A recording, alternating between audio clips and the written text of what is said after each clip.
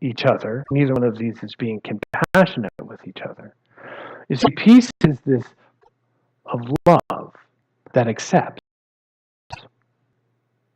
that we can move into in our consciousness to accept things as they are and be better than what our first fearful response. Because our first response is often fear. Okay, I'm going to ask this question. I'm just hoping that once in my life somebody's going to raise their hand to this. Is everybody here absolutely happy exactly as it is now? Yeah! You get to come up and talk the rest of the time. Yeah, I mean, we all want a little bit different than we are. We all want to experience more good. We all want to experience more love. We all want to experience more harmony, more abundance, both in experience and wealth. These are all desires that we have within us. We have also, on the flip side of that, the fear that none of these desires will ever be met. And this creates the little dichotomy in our mind that us from being peaceful. So I had an experience on Monday where my wife was in an auto accident, and she's okay. Everybody in the car is okay. Everybody in the other car is grateful for that. But I got the phone call, and my heart started going. And it's first of all, it's with everybody's okay, and then with now what, right? And so I had to work and drive to the site of the accident because the car was not. It was drivable, but we were waiting for people and all that kind of other fun stuff. And it was in a neighborhood in Philadelphia, which is probably not the best neighborhood in the world. We're working on getting it there. And the first thing that happened when I got there was that I helped my wife get out of the car and all that kind of other, checking on everything. And then my heart started going because now I had to confront the driver. Ever been in that? And I'm like, okay. My adrenaline is running high. You have just threatened my family with an automobile. I'm ready to go at it. And then I stopped. And this is where the training comes in. I said, okay, I recognized consciously that my body was working on adrenaline, that there was no longer anything to be fearful of, that whatever challenge had happened and it was over with, and that what I was doing was I was projecting the need to fight. So I took a deep breath. I said, you know what? This other person is going to be scared. They're going to be worried that their insurance is going to go up and all of the things that go along with an accident. And it was a company car and all that kind of thing. And so I realized that the person was also in a heightened state of fight or flight. And instead of jumping right in, saying, what were you thinking? I took a breath. Now, this is one of the keys to reduce the adrenaline level, to reduce our desire to confront. It's just breathe. Take a deep breath. You feel the relaxation with the exhalation. The shoulders go down. Just a simple breath reorients us to being in a place of acceptance. This is key to peace, acceptance. And so I took my deep breath. And with that breath came what I like to think of as God thoughts. How can I help this person not be afraid? They weren't hurt. So the first thing I did was ask if they were okay. And I saw, kind of brings tears to my eyes sometimes, I just saw, this is not going to be a confrontation. And so we changed all the information that we needed to do. We got all the people on board. It took about 2 hours. We were waiting for the Philadelphia police until we called the Philadelphia police, and they said, you better come to the district and report this, because otherwise be there for 5 hours, nobody was hurt. I said, okay. Drove off to the district and all the stuff that you got to do for that to keep people in line. And so it's unfolding still, but the point is that one moment where I had a choice, and we all have this choice. Every time we're confronted with something that challenges our very survival, or at least we think we do. I mean, it's amazing how we attach to survival now. Not getting the correct change. Wawa. Survival issue.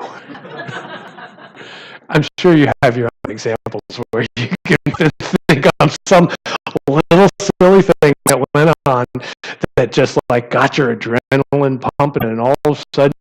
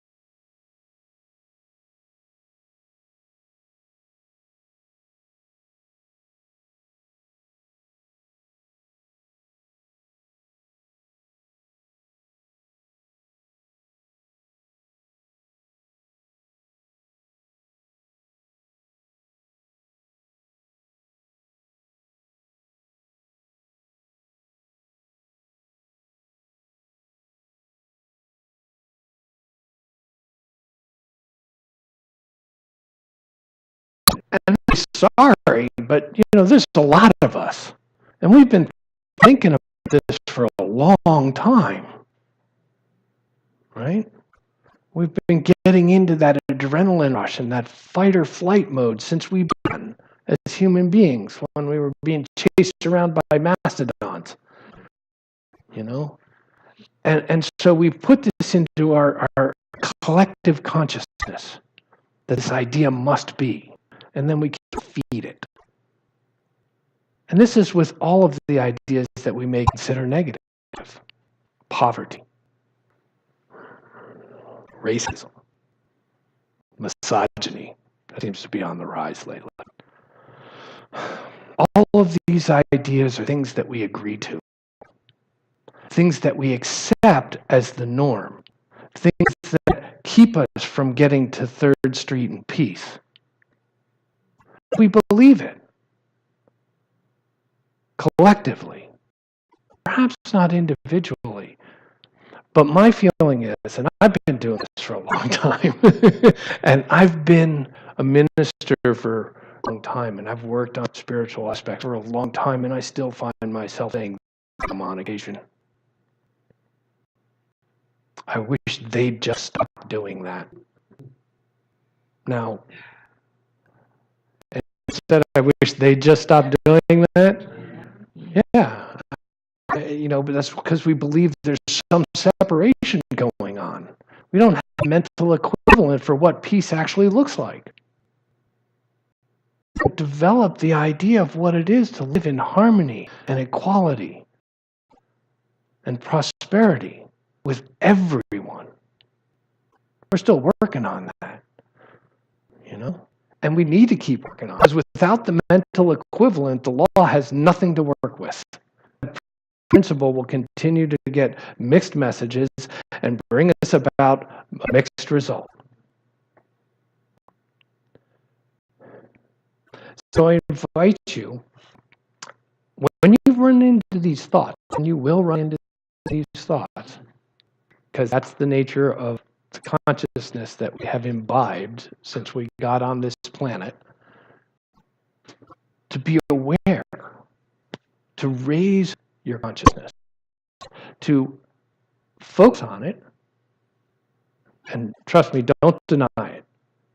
Because if you deny it, you just down, and you end up doing it over and over and over again. Honor the thought, recognize it as, that's not a thought I keep. You are now going to go somewhere else. I don't really care where you go in business. And think of the opposite, if you can. Or if you can't think of the opposite, take yourself back to your happy place for 30 seconds and come to a place of acceptance so that we're not adding to the negativity that we are putting into the law. See, it's real simple. And what we teach is there's a law. Law is cause and effect. The cause is our thoughts. The effect is everything. There's a divine law and a divine thought. It thought, and here we are. Completely improbably. I mean, if you think about it for a moment, I usually use the Hubble Space Telescope shot to this. Okay. Anybody seen the Hubble Ultra Deep Field shot? Yeah, person in the back. I invite you to go to NASA's website and take a look at this. It's mind-blowing. Okay. What they did with the Hubble Space Telescope, and they pointed at a speck in the sky that they thought was empty, right? For 11 days, twice, give or take. Now, it's about the ratio of me holding a hand at my arm's end. Right? They looked into that dark space that they thought was empty, and they found thousands, like on the order of 10,000 galaxies. Yeah. I went, huh? 10,000 galaxies in that little speck of sand. Now you think about that. Make those little specks of sand in a sphere. That's big. That's what's out there. That's what this power is making. And then this power that made all of that, galaxies and stars and planets and, one that we live on, created consciousness.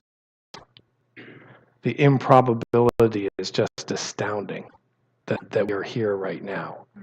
I would go so far as to say it's divine, that we be consciousness evolving to a greater understanding of what is happening with us and as us and through us. So first, choose peace. That's a decision we have to make when we get into that adrenaline mode, when we get into the challenges of life, when we're confronted with this. There's all sorts of them. The medical diagnosis.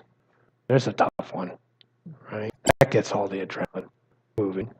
We go to a minor deity, and the minor deity has told us that something is out of balance. And the first response that we have is, oh my God, yes. That's a good place to start. It really is a good place to start. And we're agitated in our mind. We're not being peaceful. We have forgotten that the nature of the individual, the very essence of who we are, is an eternal beingness, part of the one that is ever unfolding in a greater expression of its own being through us and as us. So whatever is going on, when we feel isolated and separated and our fight or flight mode kicks in, agitated in our mind, the first step is to choose to be peaceful in our mind. That's easy, right?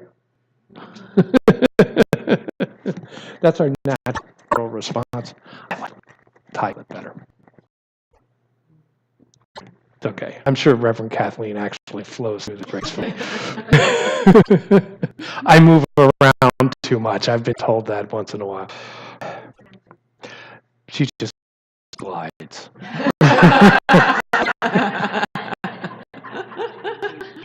Oh, that would work too. Yeah. All right. So now that we've talked about the technology way more than we should have, what I'd like to do is just leave you with some thoughts. There's some good news, some great news. The good news is that whatever happened before, whatever you have thought before, wherever you have been before, whatever you have experienced before, whatever we have done as humanity before, does not bind us to continue doing it. That's called principle. It is not bound by precedent.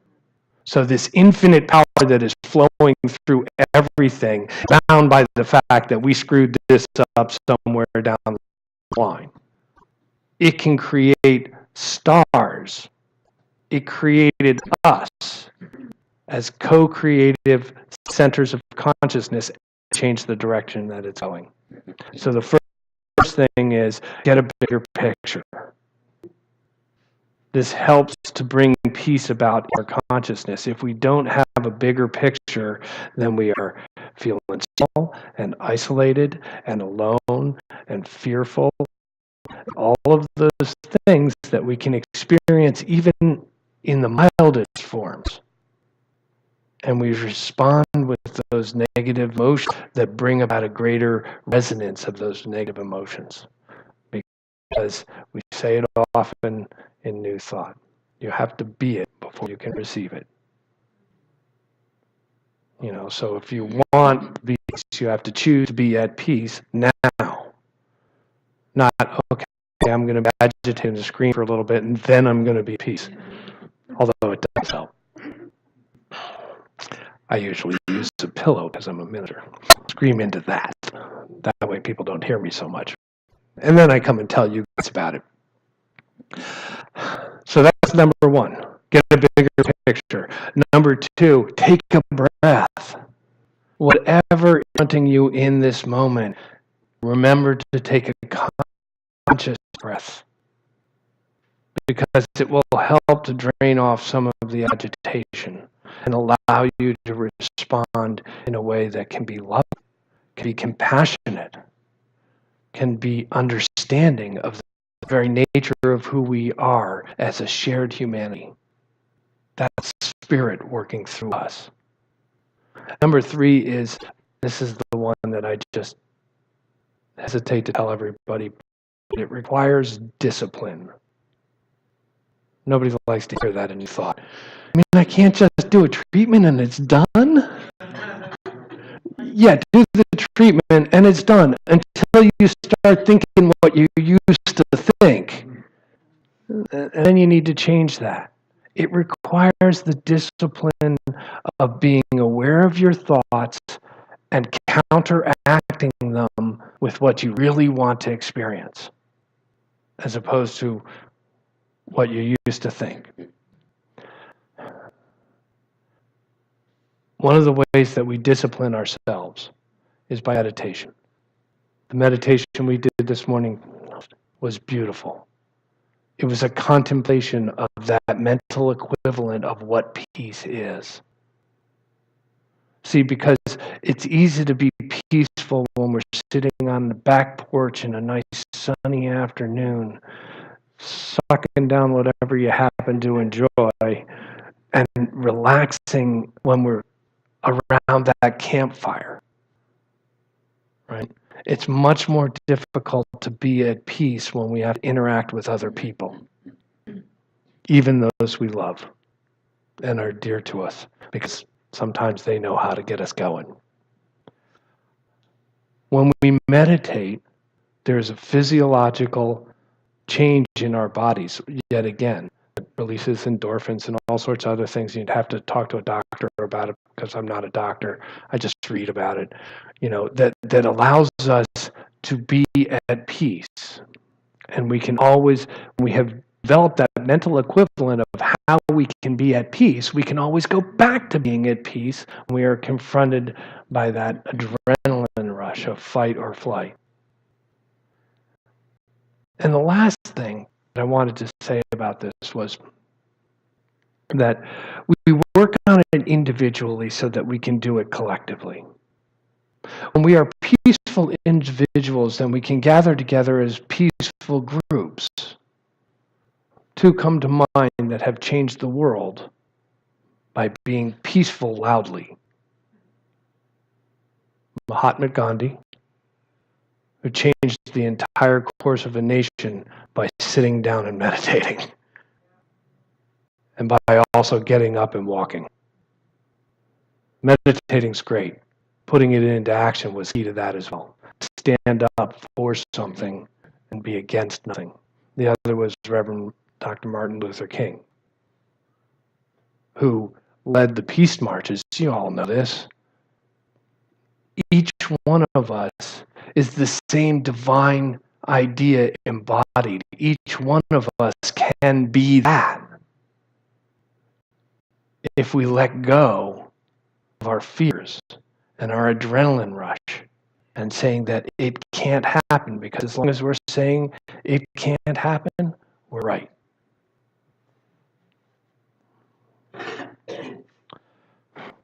Ernest Holmes said that give him 100 people who stood for something and against nothing, and we could change the world.